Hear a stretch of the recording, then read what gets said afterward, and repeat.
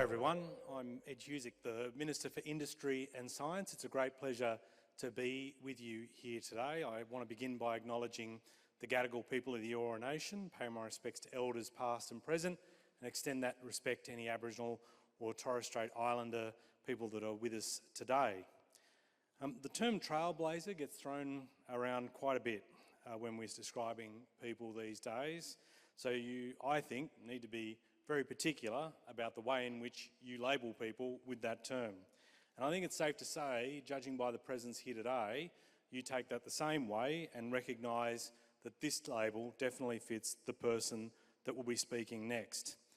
Katherine Bennell-Pegg is a history maker and absolute trailblazer, an Australian astronaut, our astronaut, the first qualified astronaut to bear our flag on her flight suit. And she's become the nation's first qualified astronaut, making a milestone in that way. But importantly too, I would like to add that she's become a particular beacon for the rest of the country. What's possible through hard work and ambition, whatever that ambition may be. And in particular, inspiring a diverse STEM workforce in the country. We do need to develop more talent in Australia and have them stay in Australia to do their work. With an Australian astronaut, we've got this priceless ambassador who can spread the message about the possibilities of a career in STEM.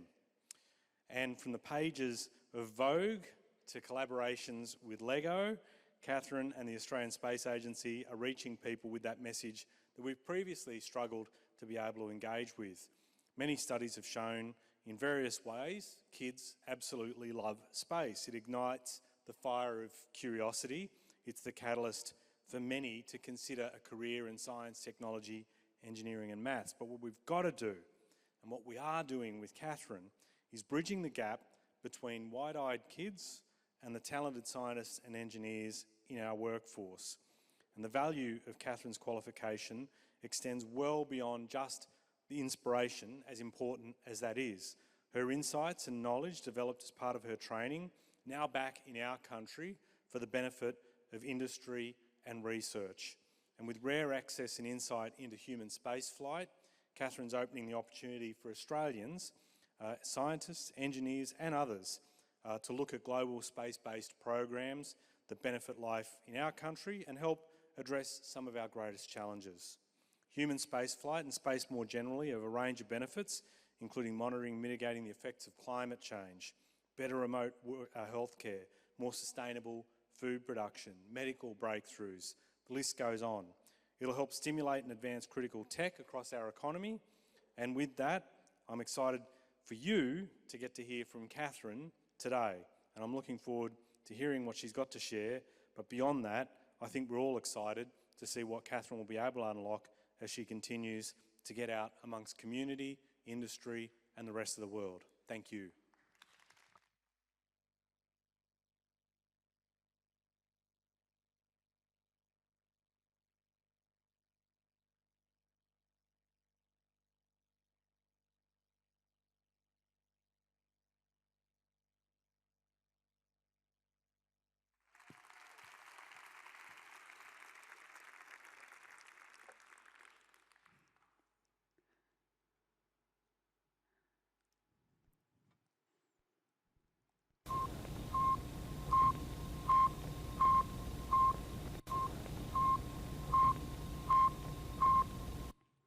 The sound of Sputnik.Earthrise.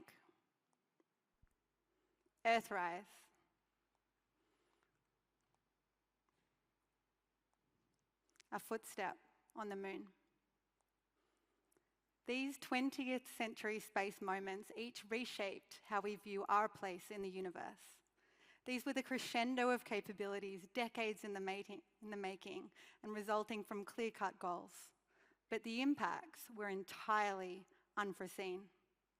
These moments created movements that resonated around our worlds. Whole of society perspective shifts that are far-reaching in breadth and echoed through decades.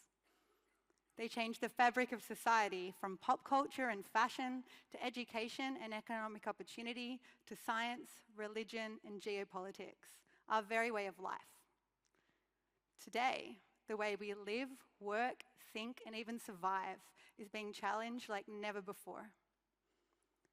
What is the next moment that will shift humanity's perspective and propel us forward?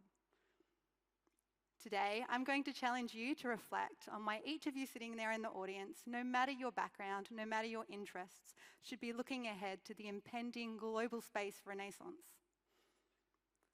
For tens of thousands of years, humans have looked to the stars as a constant, to guide our lives, to frame our religions, to understand our place in the universe and what it means to be human. On October 4th, 1957, something changed. The skies were no longer constant. A new star had emerged. The new light in the sky was the first man-made object in orbit around the Earth, an artificial satellite called Sputnik. The sound of Sputnik, played continuously, received by radios in people's living rooms, and it orbited the Earth every 96 minutes. The world looked up, in awe and in fear. Or, as in this moment, people realize for the first time that we can explore off our planet. Fear, as in this moment, people realize nuclear weapons might reach them. JFK said, if the Soviets control space, they can control the Earth. As in the past centuries, the nation that controlled the seas dominated the continents. There were 270 articles published about Sputnik in the New York Times alone over the 3 weeks it was in orbit. In Australia, thousands watched and many contacted authorities, and the effects reverberated. Conspiracy theorists thought they found evidence of Sputnik in a 16th century painting. Religious leaders called it a sign of the second coming. Rock star Little Richard gave us up singing to become a preacher. It spread through society with space rides at amusement parks and futuristic fashion. The awe and fear together is what kicked off the space race. In the US, it led to the creation of NASA. It spurred substantial transformation to US science policy, providing much of the basis for an enduring culture of innovative spirit that still enriches our way of life today. And it sets the basis for how modern scientific research is done. So much money was pumped into science. The perception of the tech gap between the two superpowers spurred significant educational reforms. Education programs sprung up to grow a new generation of scientists and engineers, including a democratization of education, which had ripple effects throughout the world. Scientific research became seen as a matter of national survival. Before, many kids didn't even have science classes in schools. The generation were instilled with a sense of duty to become scientists in service to their country. One young student, David Au, thought he might become a businessman, but decided he had a duty to his country to become a scientist. He went on to develop the microprocessor. Almost 70 years later, it is amazing to think of the progress that's occurred thanks to that tiny silver beach ball that spent just 3 weeks in space. Now, as a result, we don't just look up to space, we can also look from space to Earth. When astronauts go to space, they experience something called the overview effect, which is where they look back at the Earth and feel that we are one as humanity. At night, they look into the light that bends around the horizon, a thin blue line of air within which all life, as we know it, has existed. All of humanity has developed, where all of life's events and problems and excitements are all happening right now. And they are overwhelmed by how fragile the world really is. Life feels fleeting, yet astronauts are filled with a sense of boundless possibility. They return to Earth compelled to protect it, to understand it, to nurture it, knowing that we as a whole, all of us, have our part to play in this. Imagine humanity as a whole being able to have that perspective, all together, even if just for one moment. You are looking at the first colour image taken of Earth from the moon. Just breathe that in. When the astronauts of Apollo 8 went out to orbit the moon, the first humans to venture so far from home, they had not planned to take an image of the Earth like this at all. It was a highly risky mission.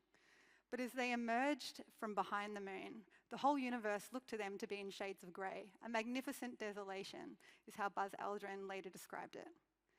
Everything was in shades of grey, until a beautiful shock of colour Our Earthshine was caught in the corner of their eye, emerging over the horizon. It was the only colour in their universe. The astronauts rushed to grab a camera, grab some colour film. They almost didn't get the shot in time. There was no light meter, so they took multiple quick snaps, rotating through the f-stop settings, hoping one would capture this for the world to see. Today, it's thought to be the most influential photograph ever taken, one of the most reproduced photographs in history. Only 24 astronauts have experienced this view firsthand, yet with this one photo, in one moment, people across the world were captivated by the fragility of our planet. Astronaut Bill Anders, who took the photo, said, "We came all the way to explore the moon, but instead we discovered the Earth." The crew returned and spoke about how we're all passengers on Spaceship Earth. So we're all astronauts on Spaceship Earth, where there are no passengers, only crew. The concept of Spaceship Earth took hold, and many people for the first time realised that Earth is a closed system with finite resources. This photo is credited with fostering the modern environmental movement. The first Earth Day was held in 1970, with all the posters all featuring this Earthrise image. Around the world, major environmental laws were passed in the early 1970s. Here in Australia, the Commonwealth legislated some of its first and most significant environmental acts at that time. It also hit home to space agencies that Earth itself is a destination for space exploration. We call this Earth Sciences or Earth Observation. A recent NASA chief scientist actually had this hanging on the wall in her office prominently to remind her that ultimately we explore space to benefit the Earth. 55 years ago, 3 people sat atop what was then the most tallest, most powerful rocket ever built, the Saturn V. A few seconds after the rocket roared into life, they were jolted back hard in their seats and soon reached a speed 11 times faster than a bullet. They soared to the moon, not completely sure if their lander would survive touchdown. It was a moment that stopped the world. Billions tuned in by satellite relayed TV, and the world held its breath and watched. Roger, we copy. Pretty good little jump. That's one small step for man, one giant leap for mankind. And just like that, for the first time, a human stood upon another world, stared out upon a new horizon. What an incredible feat. Imagine that in a world that did not yet have the internet or even Instagram, 3D printers or even post-it notes, desktop computers or even calculators. It increased our knowledge of the moon beyond all expectations. The moon rocks brought back from the moon from Apollo were shared with many countries around the world, including us here in Australia, and they are still being studied and still producing new scientific papers. The footprints will remain in the dust in perpetuity. If we can imagine an achievement of our time echoing through millennia for as long as humans have memory of our era, I think it'll be this one. The shared experience of the moon landing uniquely evoked a feeling of oneness, even if only briefly. It highlighted the greatness of human potential and uplifted our spirits. In doing so, the Apollo program not only took humanity to the moon, but also shifted culture here on Earth. It sparked a so-called era of optimism, as people imagined a future in space, how we might live, what we might wear, and this was reflected in TV shows and movies and in songs. Since then, there's not been a period of pop culture, fashion, or design that's not influenced by space. The threads of exploration, adventure, mystery, intrigue, risk, and ambition all knit together to form a powerful storytelling tapestry. The iconic movie, The Dish, my favourite space movie, by the way, is just one example of this. The very idea of a moonshot took hold, and we learned that large goals of civil space programs can often not be solved by evolutionary developments, so they are drivers of step changes in capability. We can thank the moon landing for the Silicon Valley. Apollo's guidance computer was a major early application of integrated circuits, which are the basis for microchips. It fostered the modern tech ecosystem and developed the discipline of systems engineering. There were so many spin-offs. CAT scans, the ear thermometer, smoke detectors, invisible braces, All were either invented or further advanced to market through Apollo.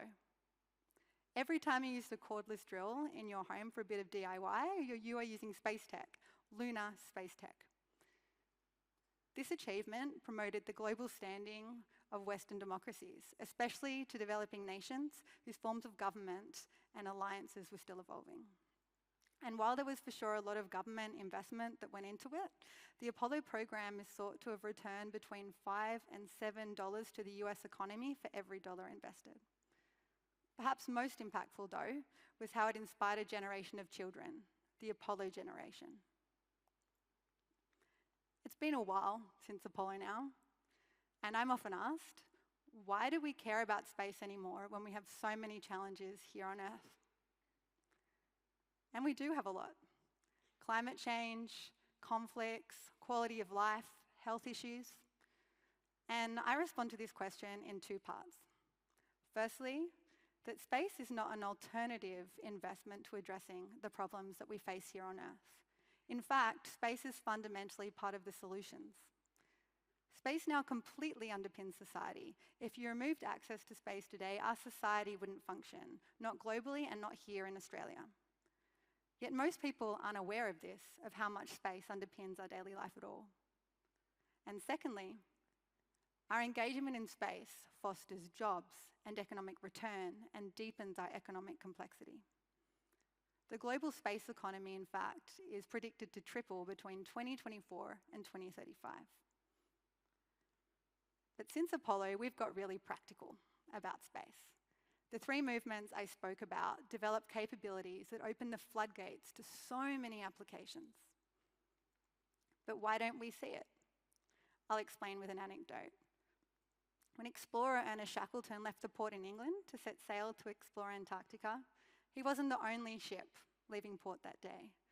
He might have been the only one to make the history books or to inspire other people to sail the seas. But there were also cargo ships, ships carrying medical supplies, military vehicles, recreation boats, fishing boats. The ocean is just a place. Space is just a place. Spaces like the ocean, the industry and its applications also have breadth far beyond what is famous and in the public view. It's a place that is the ultimate high ground.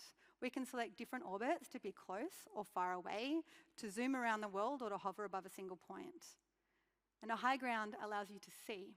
From this high point, this eye in the sky, we can see phenomena around the world. So space has been used to help solve water management challenges, to track bushfires, to know where to drop food to refugees and identify hotspots for modern slavery. From space, we discovered the ozone hole and made it possible to ensure countries weren't releasing more CFCs when they shouldn't be.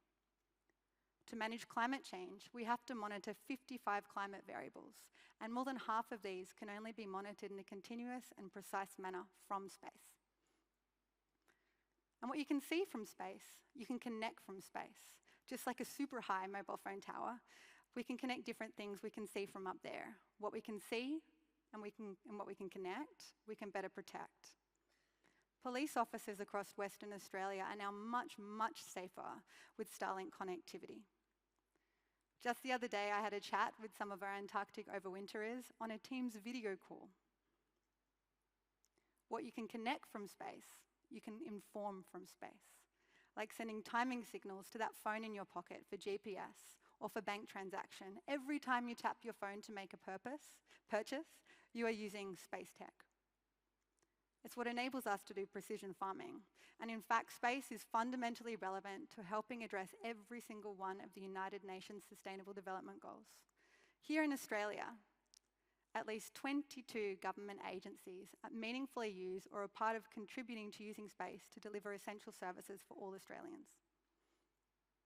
To deliver these kinds of services requires assured access to space assets.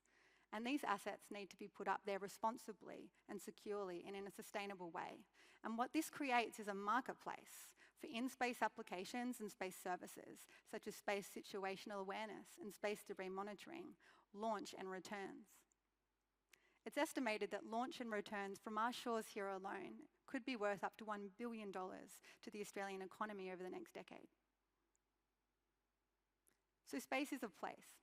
It's also a place to do pure and applied sciences, because we can measure things up there that we can't down here, without our atmosphere or gravity in the way. Even in-space telescope missions like James Webb, perhaps some of you have seen the beautiful images, with their faint signal detection technologies, they're contributing to capabilities that uplift the broader industrial base. Humans in space do unique research into almost any kind of science you can imagine that you cannot do on Earth, with the hands, the eyes, the ears of all the scientists on the ground. We use space station labs to manufacture special products like long and pure optical fibers, artificial retinas, new kinds of semiconductors, new forms of home insulation and industrial processes. Because of how our cells and our bodies respond to microgravity, it's not always pretty, we also are medical guinea pigs for the development of new medicines and new approaches to managing diseases like osteoporosis or Parkinson's. Cell metabolisms behave differently up there, and we can understand better mechanisms behind cancer in some kinds of cancer cells. Recently, photos taken by astronauts of Hurricane Milton helped to convince people in its path of its power. They could see the huge cyclone from space. But beyond the direct applications, space is also a tool of international diplomacy. The International Space Program is evidence of how species-level discovery is a unifier between countries who might not work together in any other endeavours. The space station for this has even been nominated for the Nobel Peace Prize. Space is a place. It's a place to do business.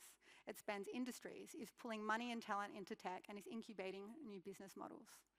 And so for these reasons and more, the global space economy has transitioned into something we call new space or commercial space or space 4.0, take your pick as to your favourite term, where space is evolving from the preserve of a few superpowers and governments, of a few spacefaring nations, to a situation in which there's an increased number of diverse space actors around the world. We've seen incredible progress due to this. Commercial launch has actually reduced the cost of putting a kilogram in orbit by a factor of 20 times after the cost to put something in space was steady for many, many decades. Rockets can now have stages land and be relaunched, enabling rapid turnaround to put things in space. And what we saw on the weekend from the Starship was a momentous step change in capability that will go down in engineering history. We can get more data from space than ever before and more cheaply than ever before. And all of these are great achievements that have impacts across society and on society, but none has been a moment that has shaped a global shift in perspective. So what is that next moment that will create that whole perspective change? Well, the groundswell to the next movement is already here. Humanity is on the cusp of the next great space industrialization and exploration endeavour. And the driver of this is called the Artemis program. Named for the twin sister of Apollo, Artemis is about going back to the moon. And through Artemis, the first person of colour and the first woman will leave their footprints in the dust. But when we go back to the moon, we're going not to walk, but to work. This time to stay in the South Polar region so that we can stay longer. We're going to do science up there we cannot do on Earth, to learn information about the Earth that we could not find out in any other way. For example, it's thought that the Earth and the Moon were formed at the same time, from a collision of a proto-Earth and a massive object named Theia, named for the mother of the Greek moon goddess. And during this huge collision, material was flung out and later solidified into the moon. And we can't see much about the early Earth on Earth because the Earth is a great recycler. We have weathering, we have plate tectonics. But the moon is a museum. And when we go there, we'll be able to learn about the early Earth. And that can help us understand not just the formation of the solar system better, but also into helping us to refine the geothermal inputs into our climate change models.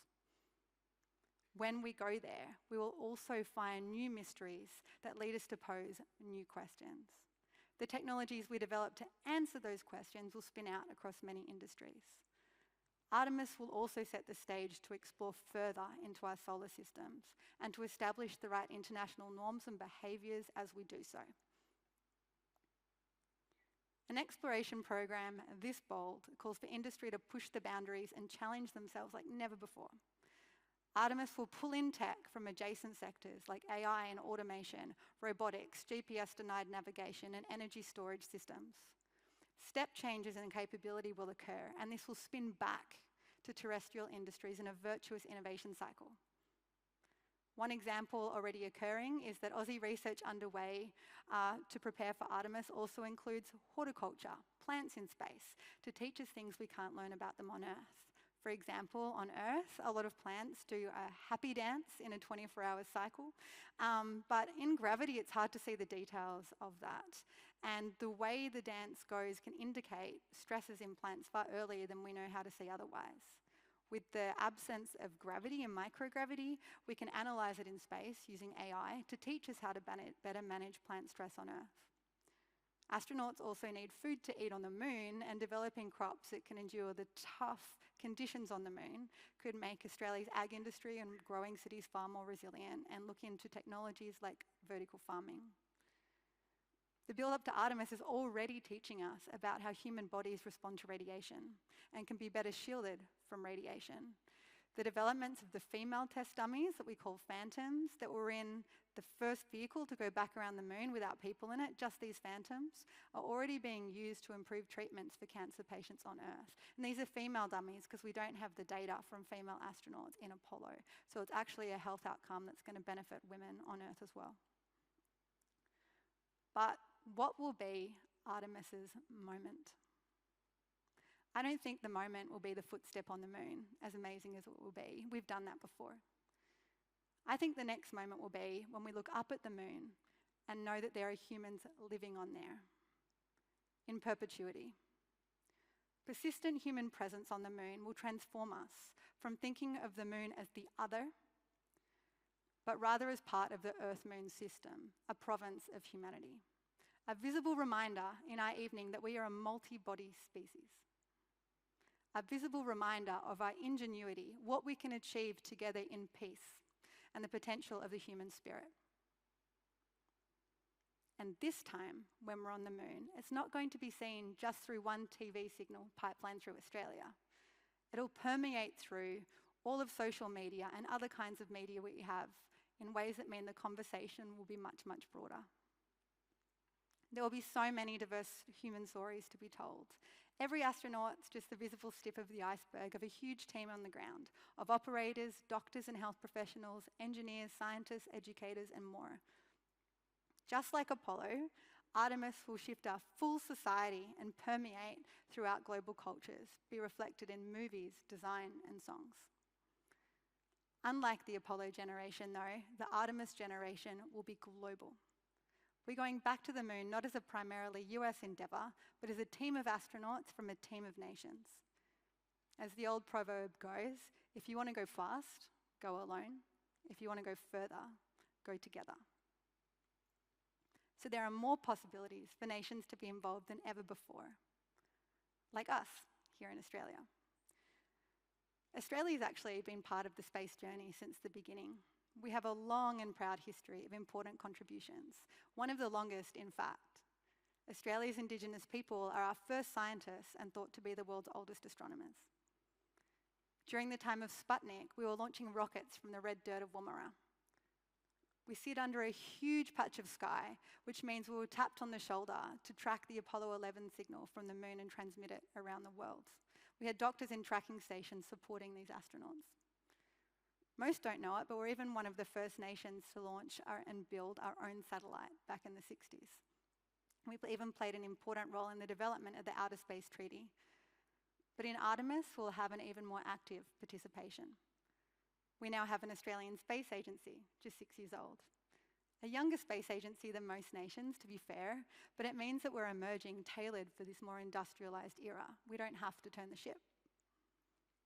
And with the establishment of the Australian Space Agency, Aussie space experts that have left came back home. International talent was attracted here. The brain drain was reversed. And the Australian Space Agency is now the heart of space in Australia, with the convening power to coordinate civil space activities across government and open doors for international opportunities. So Artemis will now be a crucial driver of not only global, but also Australian tech advancement and resilience. At the Australian Space Agency, we've worked with innovators across our country to figure out how to take the best of our tech to the moon. And what I think is interesting is that so much of the best of our tech and our capabilities stems from how we've had to learn to manage industries and live and work on our vast and our remote land. Remote agriculture, automation and field robotics that operate in dull, dusty, dirty, dangerous environments safely around humans, remote medical care from the Australian Antarctic Division, and more. And the world is so excited about what we're bringing to the table. As part of the team of Artemis nations, we're supporting missions, including an Aussie rover to go to the moon by the end of this decade.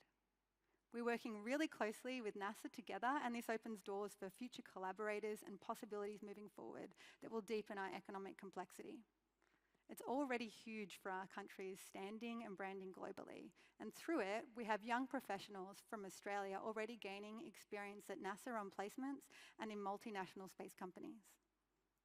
The rover that we're going to be sending is called Rover, named from a public naming competition that involved many school kids. And inspiring school kids is really important to us at the Australian Space Agency, and it's also important to me personally. And not just for my own kids to have opportunities either. It's really been a delight to get out across Australia since I've been home and tell kids that they no longer have to leave their country if they want a compelling career in space or STEM. They don't even have to leave their state or territory or many regional areas. And that becoming an astronaut is a legitimate dream, a powerful and a positive dream to have. Because to be an astronaut, you can have a career in almost any STEM field, and becoming an astronaut is then just the icing on the cake of that. And working in space or working in STEM means that you get to be at the center of discovery and solving problems the world needs solved every day. I've recently learned that 7 out of 10 Aussie kids would go to space if they could. And I've seen that energy as I've got out and about across the country since coming back. And I find that really incredible, but also a high contrast with the fact that, almost half of our Year 6 and Year 10 kids are not meeting international science or math standards. So I think there's a bridge perhaps to be built there. Because space is a gateway to all STEM fields. While deep tech might excite adults, I've never had a kid turn up to one of the many kids' parties I've been to dressed in an AI or a blockchain costume. They're drawn to technical fields through a fascination in space, and then they develop in other areas our country also needs, right? And as Aussies, I think that it's really challenging sometimes to draw kids into STEM. We're great at teaching our kids to back themselves in sports, even if they're the weakest kids on the field. Aussies will give it a go. But in maths and science class, unless they're near the top, they feel intimidated out of it, like it's not for them. So we need to help kids back themselves to give it a go in more academic pursuits too. But it's bigger than that.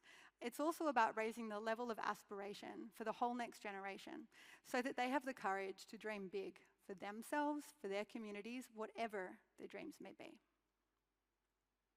The opportunity to capitalise on the global investment going into Artemis isn't just an opportunity for the space sector, or just other tech sectors like AI, biotech, robotics, quantum or automation, which are all closely tied to space. But Artemis, like Apollo, will transform our entire culture and create broader opportunities that we cannot yet see.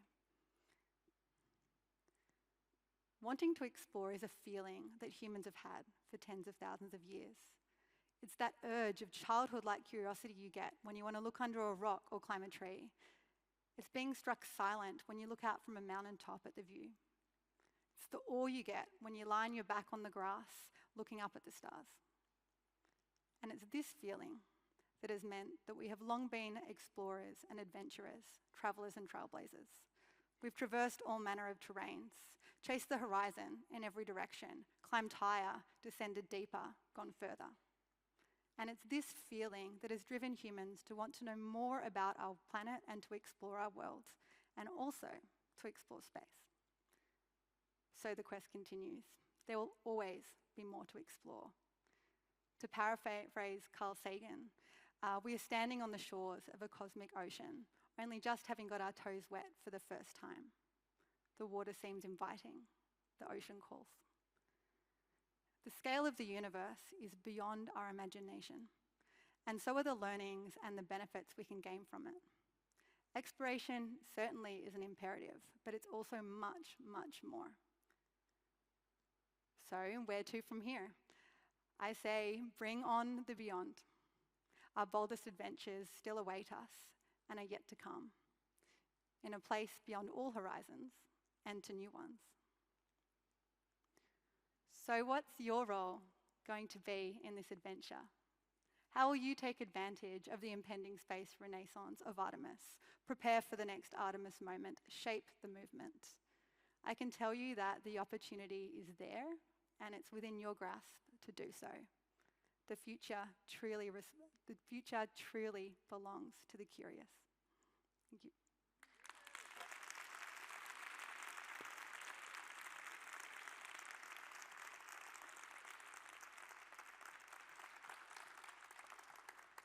Aussie astronaut Katherine Bennell-Pegg, everyone. Let's come have a chat. Well, good afternoon, everyone. My name is Dr. Kirsten Banks. I'm an astro nerd and very, very excited to be on this stage right now because we're going to have a chat with Katherine. There will be a QR code up on the screen very shortly for you to submit your questions as well to ask Katherine. But I just want to start. What made you want to become an astronaut in the first place? What was your moment? Oh, wow. For me, it was lying on the grass looking up at the stars as a kid, and when I realized that some of those stars weren't stars that were really far away, they were entire worlds, and no one had ever seen them up close with their own eyes or walked on them. That childlike curiosity just made me want to go and explore them, and then as I grew up, I fell in love with science and wanted to be involved in discovery, and it grew from there. It really is amazing when you sit back and lie down and look up at the stars. It always feels like that they're in reach if you look for long enough. But then, knowing me, I'm like, nope, they're really, really far away. And what did it take to become an astronaut then? So to be an astronaut, I learned when I was at high school that to be an astronaut you can have almost any STEM career, and so I got really involved in trying out a few of those. I did aerobatic flying and amateur astronomy and loved a lot of extracurriculars, but when it came time to apply for university, I applied to physics and space engineering, and the engineering bit was just because it had the word space in the title, and I really love space. I didn't really know what engineering was. It's not something that was strongly advertised to young women back then, and still today. It's a bit of a gap. And so I'm so glad I did, because although I didn't fit the engineering stereotype, I'd never used a drill or written a line of code, I grew to love it because you get to be at the centre of solving problems. And I left Australia after undergraduate studies because I didn't see a path to doing what I wanted to do in this country, which was to make big, beautiful science and exploration missions. But so I went overseas and I worked for about 10 years over there, did some more degrees and worked on some of the coolest missions I could have ever hoped to work on. I got to help launch rockets under the Aurora in northern Sweden, gravitational wave missions, new space stations for around the moon, a new part of the International Space Station. And I was having a ball, but then the Australian Space Agency set up and started hiring people home. And they brought me home and my husband home, who's also a space engineer. And I got to help grow space capability here, which was fantastic. And it was after about 13 years of working as a space engineer that I finally got my chance to throw my hat in the ring and apply. And yeah, that was an incredible adventure. That is so, so exciting. We're getting a lot of questions in through the Mentimeter. Thank you guys for putting them in. Keep putting up your questions as well. I want to ask this one. What has been your most surprising or unexpected experience during your training in your space missions? You're not going to space yet though, right? No, not yet. Yet to happen. So perhaps I'll give a little bit of background. So after I applied to be an astronaut, I went through like a 1.5-year selection process, 6 knockout rounds that were just like the movies. Pretty much every medical test you could imagine without a scalpel, for example, stress tests in teams, lots of maths questions. And when I was selected to be an astronaut to represent Australia, it was a huge honour, but it was just the beginning. You can't call yourself an astronaut right away. You're called an ASCAN, or an astronaut candidate, and you do what's called astronaut basic training, which brings all these different new ASCANs from totally different backgrounds up to the astronaut qualification. So you can be picked for any kind of mission to the space station or even beyond to the moon. And that training's called astronaut basic training, and we cover so many different topics because being an astronaut, you really have to be an all-rounder today, to be a scientist in the sky, to be a tradie up there because there's no gyms, call help on the ISS, you've got to do it yourself. You have to be a medical doctor and you have to be an operator. So probably one of the most unexpected things for me was the fact that we had to learn Russian in 8 weeks. That certainly gave me a little bit of fear because languages are not really my strength, but with effort I got through it, and I'm really happy, and I had a lot of really great moments. The best thing about the training was the people I did it with. Our class is called the Hoppers. It's the patch I wear on my right shoulder, and we're from all over Europe and Australia, and we struggled together and went through it together and learned so much together. And you mentioned having to learn all of these different things from every aspect of STEM. In that case, what is your favourite bit of space tech that you will hopefully use in your time? Oh, every astronaut's dream is an EVA, a spacewalk. It's probably the most intense thing you can train for. Even in the training, you have to wear like ice packs after you get out of the pool because it's hard work on your body. It's physically demanding, and it's one of the most important things, you know, to install an Australian science experiment on the outside of the space station. We've seen those in development already previously, is something that, you know, is incredible. But space tech is everywhere. In space, you are a scientist up there, and there's lots of Australian research that's working with microgravity already. Amazing. Speaking of space research and Australian space research, we have a question. Apart from programs like International Space University in Adelaide, how else can mid-university students prepare for their Artemis journey? Oh, fantastic. I would say for those at uni right now that are interested in space, pursue the STEM path that you like in its own right, because if you pursue things that you enjoy, you do better. And if you do better, you're more likely to be in a position to contribute more, and it just sets you up for a more fulfilling life anyway. So I would look to do practically a lot of internships, reach out to Australian organisations, for example, that might have received Australian Space Agency grants. They're the ones that, you know, have new projects coming. Look internationally as well for opportunities. Space is a global industry, but make sure you come back because there's plenty of good stuff to do here. And what about everyone else? This is specifically for university students. What about everyone else? How can we get involved with space-related projects in Australia? Well, there's so much happening. If you want to get involved, again, I would look to the Grants Hub website and see the different projects that have been funded through the programs. But also, you know, think for yourself how you might like to get involved. Just looking, you know, across at other industries. If we look overseas, we're already seeing a resurgence of like retrofuturism, of space iconography in, you know, music festivals, in branding and others. And it's just a groundswell that people can jump on the bandwagon on, but bring your own ideas to it. You know, there's lots of creativity to be had there. Now, we've spoken a lot about inspirational things and how people can get involved, and space is very exciting and very awe-inspiring as well. But is there anything you found about space that scares you? Nothing about space terrifies me, I would say. I think that, you know, in space, one of the things astronauts worry about is you're far from your family, and if something happens to them on Earth, because you just have to get your head in the game and get the job done. You know, surely sitting on top of a rocket is a nerve-wracking experience, but you're busy getting on with the job. I think it was Al Shepard that said, you know, if you're sitting on top of a huge rocket and they're about to light it and you're not a bit nervous, you don't understand the situation. And in space debris is becoming a bigger problem. If an astronaut gets hit by a tiny, tiny piece of space debris during a spacewalk, that's going to be pretty catastrophic. The space station's shielded for the small stuff, so I think that would be the most kind of apparent concern. That's actually a really good segue to our next question. Can you tell us more about space waste and space junk? Is it an issue that needs our attention? Yeah, space debris is one of the greatest issues that are facing us with respect to our ability to continue to utilise space for the good of all of us here on Earth. Because if we don't manage it properly, it will become harder to put satellites up there, or the ones that are up there will become damaged. And there's actually something called the Kessler syndrome, which is it means that, if a satellite is hit by something, it'll explode, and it itself becomes fragments. It can hit other satellites and explode, and they can explode, and that's an exponential growth of debris.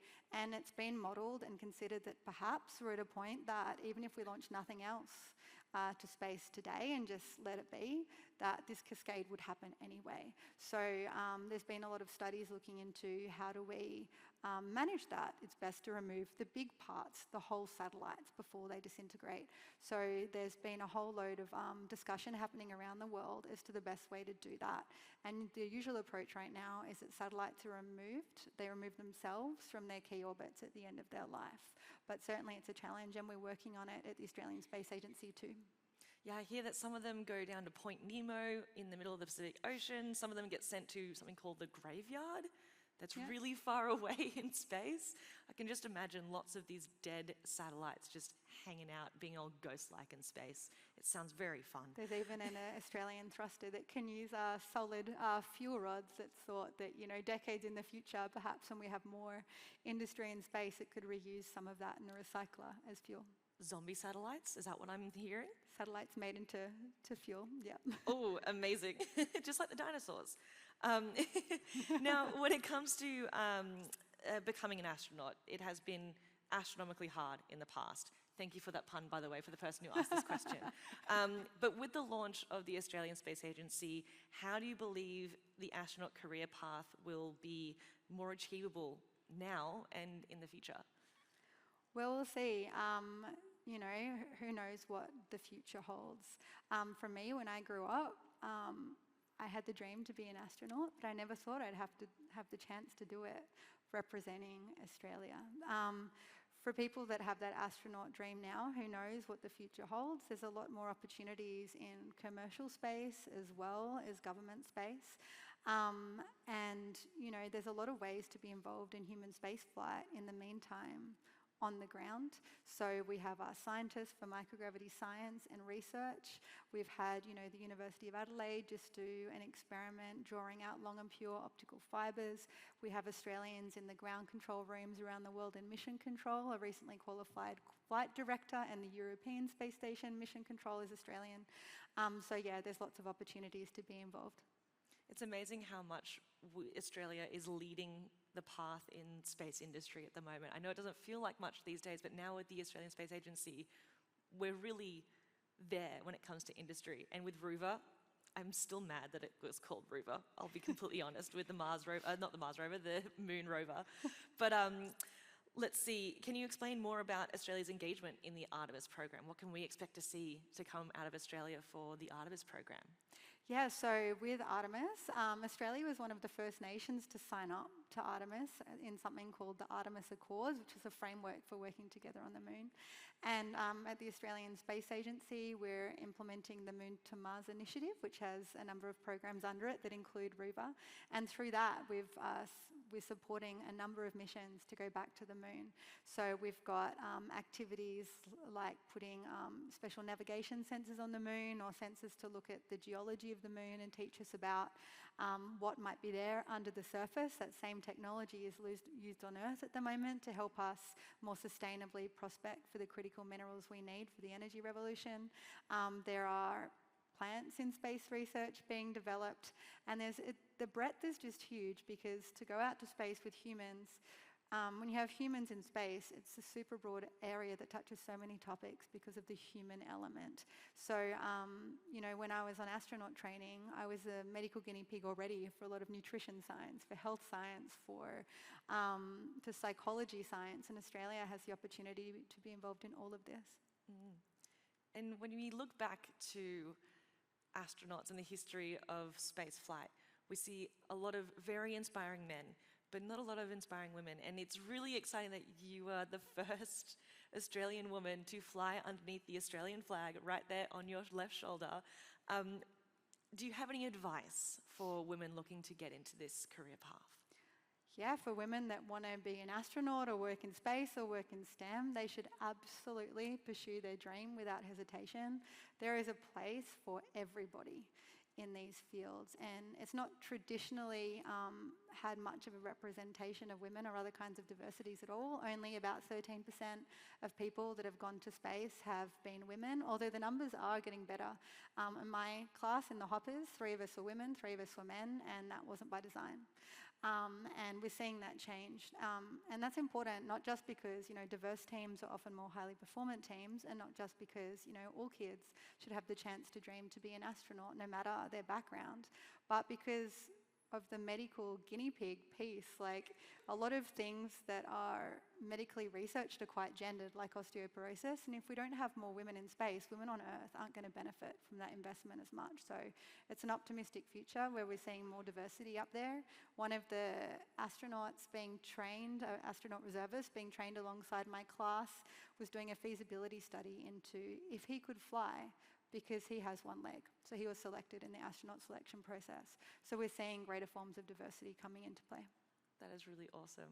Oh my gosh. Now, we have a few more minutes left, and I know there are some questions that I haven't asked yet, but I do want to get to the fun ones. So, aliens?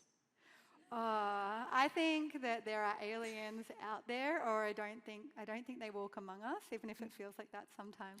I think that given the scale of the universe, we think that there are, you can correct me on this if I'm wrong, somewhere between 100 to 200 sextillion stars in the universe, similar to Avogadro's number or to the number of grains of sand we think are on all the beaches on Earth. And all the ingredients for life, the molecules and the elements that we need, they're the most abundant molecules and elements in the universe.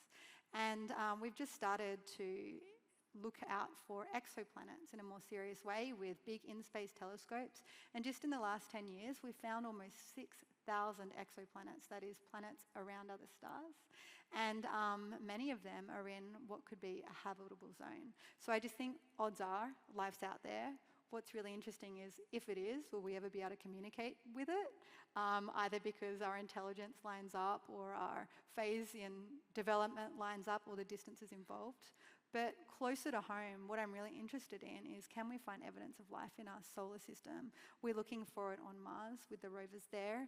We're about to be looking for it in the icy moons of Jupiter, which are thought to have liquid water beneath their icy crusts because of the tidal forces of Jupiter.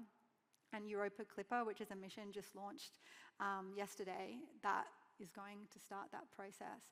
And I think that's really interesting, not just because that would be another moment that would create a movement, I think, that would shift our perspective on life. We would find out, does that life have the same genesis as us, in which case, where do we come from? Or if it has a different genesis to us, it means that life is probably abundant in the universe, right?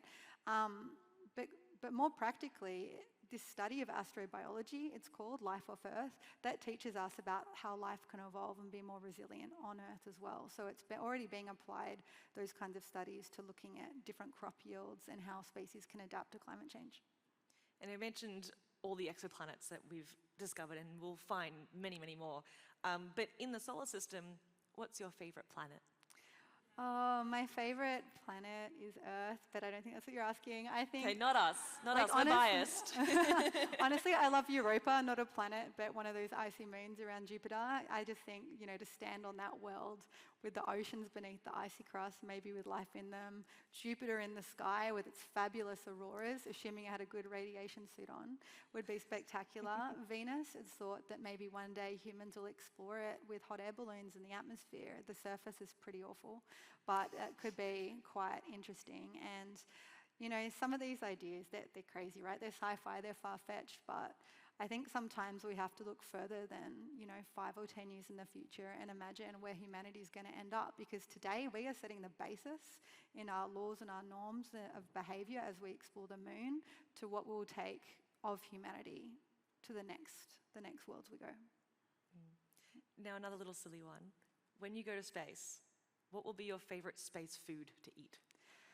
Oh, so when you go to space, you can eat lots of kinds of foods. Basically, you can't eat anything that makes a lot of crumbs because it would get in someone's nose or something, or their eye. You can't eat anything that's kind of got live culture in it in case it goes bad. And you don't really like sweet stuff as much. You really crave spicy foods and salty foods, like umami foods, because like you feel a bit stuffed up, like you have a cold, because it's almost like you're hanging upside down. There's a lot of fluid in your head. So I think Vegemite ticks all those criteria. I think that'd be pretty great. You can take that up there with you when you go up I there. think Vegemite would pass. Often astronauts will tap the shoulder of a chef in their country to make them space food. National dishes of their country would go up with them. Maybe a bit of space pavlova, we'll see. Well, pavlova's pretty crumbly though. Yeah, well, they'll have to work hard. Just little bite-sized pieces. For our final question, you've spoken a lot today about moments. What has been a moment for you in your career? Oh, wow. I think, you know, moments for me in my career. I think the first time I got to work on something that was going to go to space was big. Certainly being told I'd go on astronaut training was big, but like at that time in my life to have, you know, been dreaming my whole life to want to work in space, I got an internship at the European Space Agency for my master's thesis, and I got to design part of a mission. It's an Earth observation mission called Aeolus. It's measuring the global winds. I was so excited. That was it for me. I felt like a dream unlocked. But as I've developed, like every time I've got to a point like that, it's like, well, there's more. I can do more, and it's really empowering to be working with people who feel the same way. So I first got to work on a component of a spacecraft, and then a subsystem, and then a system, and then design missions, and then come back to Australia and work with a team to help grow space capability in this country. A whole new kind of ecosystem was emerging, and that's just been phenomenal. One moment, I would say probably the biggest moment for me in the astronaut training was the first day of training. So dreamt of it my whole life, went through a huge selection process and finally got there. And you walk into the entrance foyer of the European Astronaut Centre in Germany, and there's a huge space station above you and a light-filled foyer, and waiting to meet me in my class were all the other European astronauts, the retired ones, the current ones. Like, I'd been speed reading their autobiographies like you wouldn't believe during the selection, and they were there to greet us as colleagues, and that was pretty special. Although I had to be really careful about, you know, the lunch conversations because I knew too much from their autobiographies. Oh, I see. It's like, do you have tea to spill? Like, No, we still really have a not. minute. We're not that interesting. Well, thank you so much for being here today, and thank you all for coming along to listen.